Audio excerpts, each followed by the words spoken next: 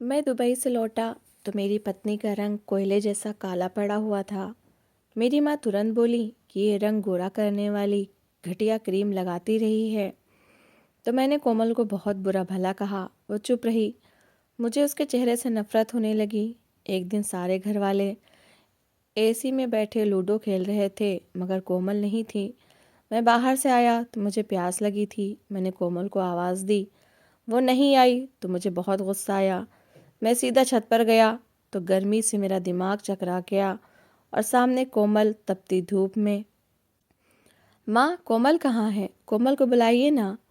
मैंने बेचैन स्वर में माँ से कोमल को बुलाने के लिए कहा था। मेरी नज़रें उसे देखने के लिए बेताब थीं, लेकिन वो कहीं नज़र ही नहीं आ रही थी।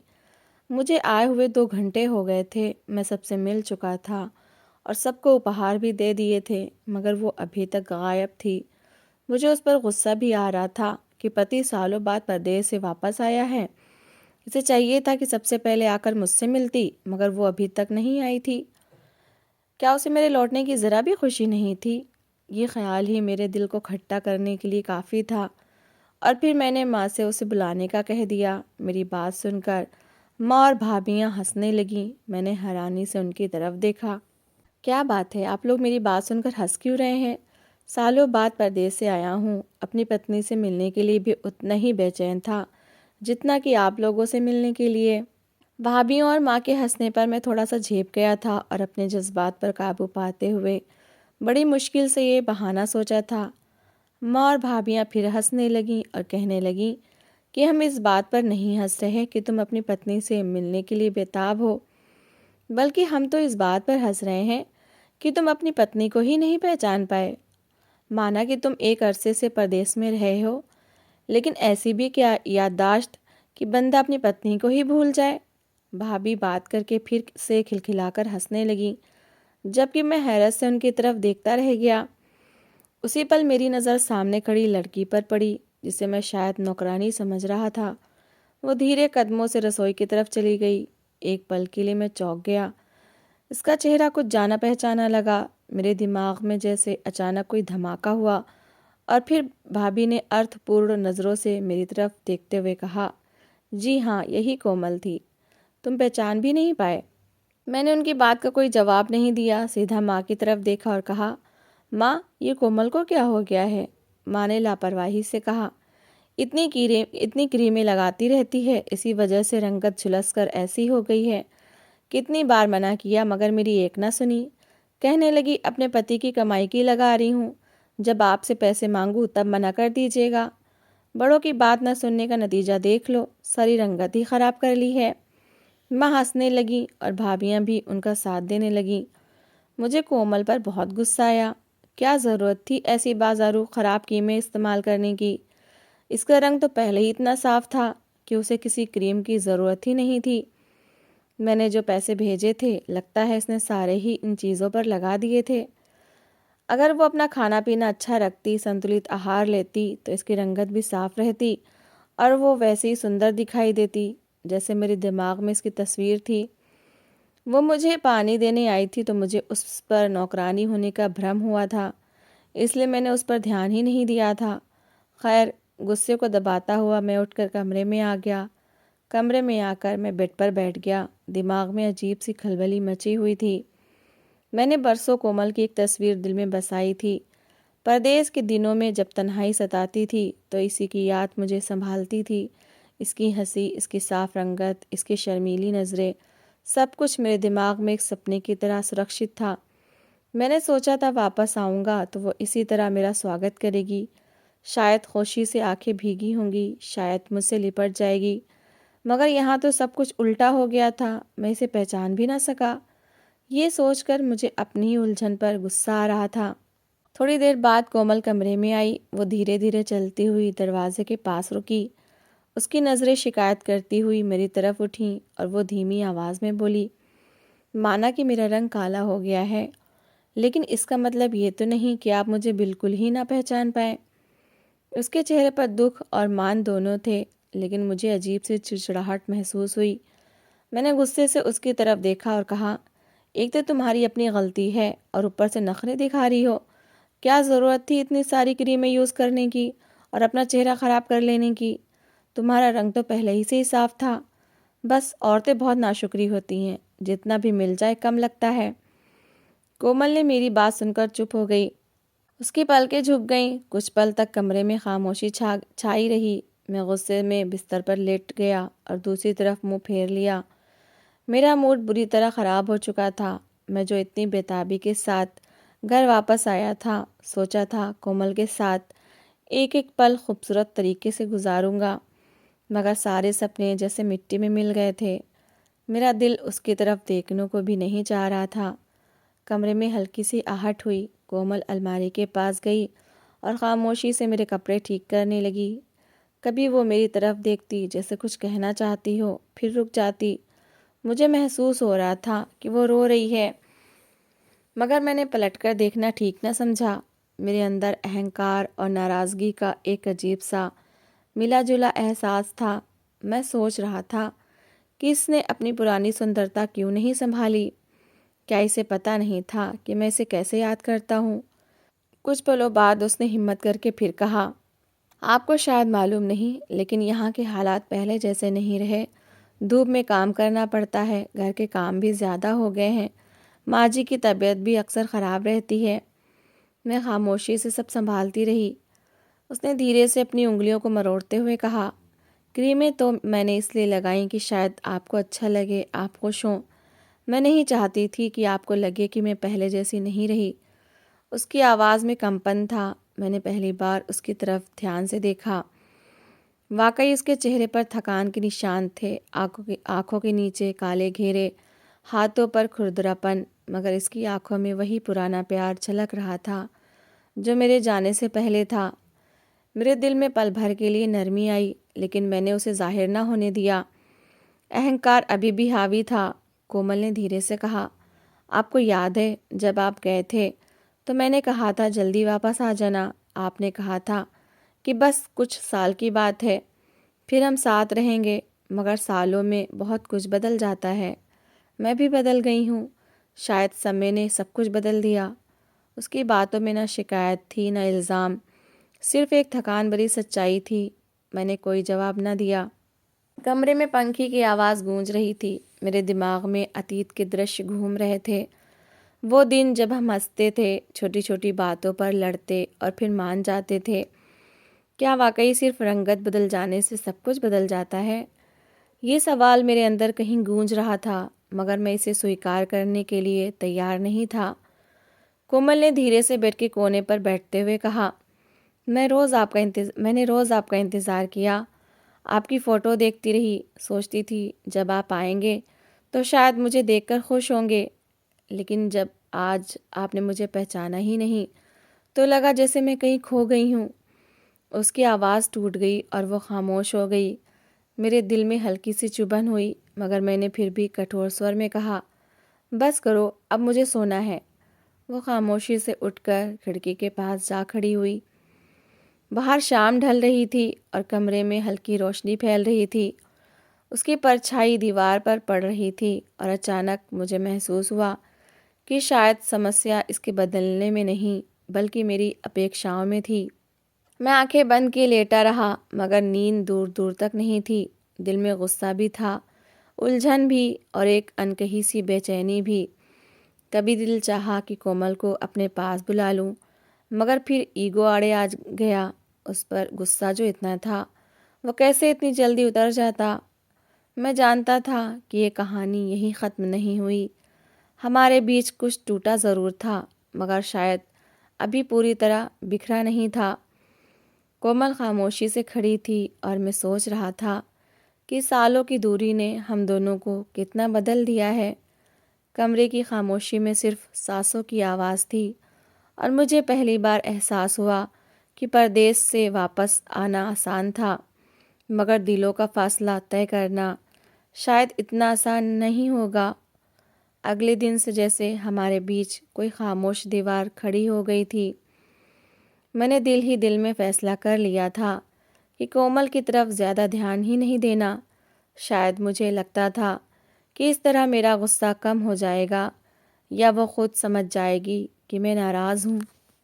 सुबह आँख खुलती तो वो बेड पर नहीं होती। मैं जानता था कि वो सुबह सवेरे ही उठ जाती है और सीधा छत पर चली जाती है, जहाँ घर के काम उसका इंतज़ार कर रहे होते हैं। कभी बर्तनों की आवाज़ आती, कभी ऊपर से हल्की हल्की खांसी की आवाज़ सुनाई देती, मगर मैं इन सबको अनदेखा कर देता। मैं नीचे कमरे में लेटा रहता या मोबाइल में व्यस्त हो जाता। माँ चाय लाती तो मैं बेदिली से पी लेता। कोमल मेरे सामने आती तो खामोशी से काम करती, कभी पानी रख जाती, कभी नाश्ता। मैं उसकी तरफ देखे बगैर बस हाँ या अच्छा कह देता। उसकी नज़रें जैसे कुछ ढूंढती रहती, मगर जब उसे मेरी बेरुखी दिखाई देती तो वो चुपचाप वापस चली जाती। उसकी खामोशी मुझे कभी कभी बेचैन भी करती थी, मगर मैं अपनी ज़िद से बाहर नहीं आ रहा था। एक दिन दोपहर के समय मैं बाहर जाने के लिए तैयार हो रहा था। कोमल ने धीमी आवाज़ में कहा, खाना खाकर जाइएगा। मैंने बगैर उसकी तरफ देखे कहा, भूख नहीं है। उसने शायद कुछ कहना चाहा, मगर फिर रुक गई। मैंने जूते पहने और दरवाज़ा ज़ोर से बंद करते हुए बाहर निकल गया। शाम को वापस आया तो वो इसी तरह चुपचाप काम में लगी हुई थी, ना शिकवा न सवाल। इस खामोशी ने मेरे गुस्से को और अजीब बना दिया था। कभी कभी मैं जानबूझकर छत की तरफ ना जाता। मुझे पता था कि वो वहाँ गर्मी में काम करती है, मगर मैं ख़ुद को यही समझाता कि ये सब इसकी अपनी जिम्मेदारी है। मैं दोस्तों के साथ समय बिताने लगा। घर वापस आता तो माँ और भाभियाँ बैठकर बातें कर रही होती और कोमल कहीं ना कहीं व्यस्त होती। उसकी मौजूदगी अब घर में एक साया जैसे लगने लगी थी। वो हर जगह थी, मगर मेरे दिल के करीब नहीं रही थी। एक शाम मैं टीवी देख रहा था। कोमल ने आकर धीरे से कहा, चाय बना दूं? मैंने ठंडे स्वर में कहा, अगर मन हो तो बना दो। वो खामोशी से रसोई में चली गई। थोड़ी देर बाद चाय लाई तो मेरे हाथ से कप थोड़ा सा छलक गया। मैं झुंझलाकर बोला, तुमसे एक काम भी ढंग से नहीं होता? वो चौंक कर पीछे हटी और बस इतना कहा, क्षमा कीजिएगा। उसकी आवाज़ में ना सफाई थी ना नाराज़गी, बस एक थकान थी जिसने मुझे पल भर को खामोश कर दिया। मगर फिर मैंने नज़रें फेर लीं। दूसरा हादसा तब हुआ जब मैंने अपने कपड़े मांगे। वो शायद ऊपर काम में व्यस्त थी और कुछ देर लग गई।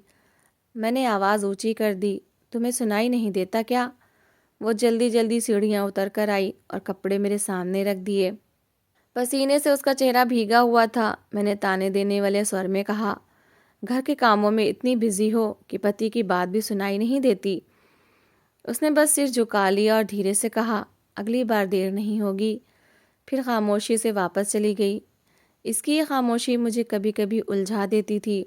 मैं चाहता था कि वो जवाब दे, बहस करे, ताकि मेरा गुस्सा बाहर निकले, मगर वो हर बार चुप रहती, जैसे उसने फैसला कर लिया हो कि अब कुछ नहीं कहना। उसके चेहरे पर एक अजीब सी गंभीरता आ गई थी। पहले वो हंसती थी, छोटी छोटी बातों पर मुस्कुरा देती थी, मगर अब उसके होठ ज़्यादातर बंद रहते। दिन बीतते गए। मैंने महसूस किया कि घर में सब कुछ पहले की तरह चल रहा है, मगर हमारे बीच फासले बढ़ रहे हैं। मैं कभी छत पर नहीं गया ये देखने की वो कैसे काम करती है। मेरे दिमाग में एक ज़िद थी कि मुझे परवाह नहीं, मगर रात को कभी कभार जब छत से बर्तन रखने की आवाज़ आती तो मेरे दिल में हल्की सी कसक उठती, जिसे मैं फ़ौरन दबा देता। एक रात मैं देर से कमरे में आया। कोमल पहले से सोई हुई थी या शायद सोने का बहाना कर रही थी।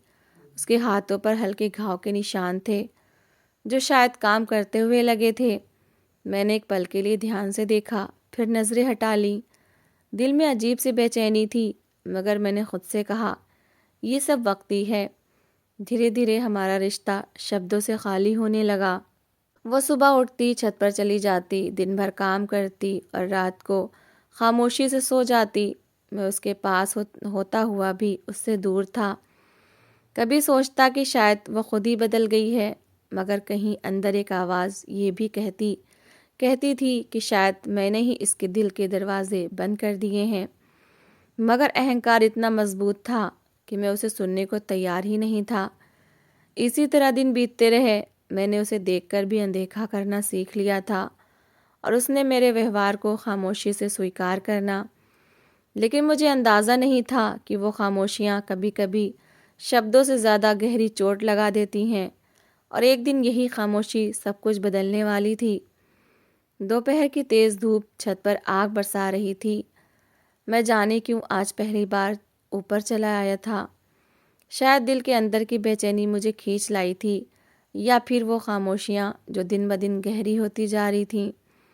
जैसे ही मैंने छत का दरवाज़ा खोला, गर्म हवा के झोंके ने मेरे चेहरे पर प्रहार किया। कुछ पल के लिए सांस लेना कठिन हो गया। मेरे कदम वहीं रुक गए। सामने कोमल चूल्हे के पास बैठी थी, चेहरा पसीने से तर, हाथ आटे से भरे हुए और आंखों के नीचे गहरे साए। धूप उस पर ऐसे पड़ रही थी जैसे किसी ने आग का घेरा बना लिया हो। वो खामोशी से रोटियां पका रही थी, एक के बाद एक, बगैर रुके। उसके माथे पर पसीने की बूंदें बह रही थीं, मगर वो बार बार पल्लू से साफ करके फिर काम में लग जाती। मैं कुछ पल तक बस उसे देखता रहा। अचानक मुझे अपना ही दम घुटता महसूस हुआ। मैं 2 कदम आगे बढ़ा तो गर्मी की शिद्दत से मेरा सिर चकरा गया। मैंने दीवार का सहारा लिया। कोमल ने चौंक कर मेरी तरफ देखा और फौरन उठ खड़ी हुई। उसकी आंखों में घबराहट थी। आप यहाँ क्यों आए हैं? गर्मी बहुत है, नीचे चले जाइए, उसने जल्दी से कहा। उस पर पहली बार मुझे एहसास हुआ कि वो खुद इस आग में जल रही थी, मगर मेरी चिंता कर रही थी। मेरे गले में जैसे शब्द अटक गए। मैंने आसपास देखा, छत पर कोई छाया नहीं थी। सारा दिन वो यही काम करती रही होगी। वही कोमल जिसे मैंने कुछ दिन पहले नौकरानी समझा था। मेरा दिल अचानक अजीब सी शर्मिंदगी से भर गया। माँ के शब्द मेरे कानों में गूंजे, क्रीमें लगा लगा कर रंग खराब कर लिया है। मगर यहाँ तो सच्चाई कुछ और थी। ये रंग क्रीमों से नहीं, धूप, गर्मी और मेहनत से झुलसा था। ये रंग त्याग का था, जिम्मेदारी का था। मैंने धीरे से पूछा, तुम रोज़ यहाँ इतनी गर्मी में काम करती हो? वो हल्का सा मुस्कुराई। जी, घर बड़ा है, सबके लिए खाना बनाना होता है, आदत हो गई है। उसके होठों पर मुस्कुराहट थी, मगर आंखों में थकान साफ झलक रही थी। मेरे अंदर जैसे कोई दीवार टूटने लगी। मैंने याद किया कि कैसे मैंने इसे अनदेखा किया, इस पर तंज किए, इसकी खामोशी को कमज़ोरी समझा, और वो बस चुपचाप सब सहती रही। अचानक उसके हाथ से रोटी फिसल गई। मैंने फ़ौरन आगे बढ़कर उसका हाथ पकड़ लिया। उसकी हथेली गर्म थी और उंगलियों पर छोटे छोटे जलने के निशान थे। मेरे दिल में एक तेज़ चुभन हुई। ये सब कब से हो रहा है? मैंने धीमी आवाज़ में पूछा। उसने नज़रें झुका लीं। जब से आप गए थे, घर के काम बढ़ गए थे। मैंने सोचा आप वापस आएंगे तो सब आसान हो जाएगा। उसके सादे से वाक्य ने जैसे मुझे अंदर तक हिला दिया। मैं बरसों परदेश में मेहनत करता रहा, मगर वो यहाँ अकेली सब संभालती रही। मैंने उसकी तरफ देखा। इसका रंग शायद बदल गया था, मगर इसकी आंखों में वही प्यार था जो पहले दिन था। मेरे होठ कांपे। कोमल, मैं गलत था। वो हैरत से मेरी तरफ देखने लगी। मैंने तुम्हें समझने के बजाय तुम्हें जज किया। मुझे तुम्हारे चेहरे से नहीं, अपने अहंकार से नफरत होनी चाहिए थी।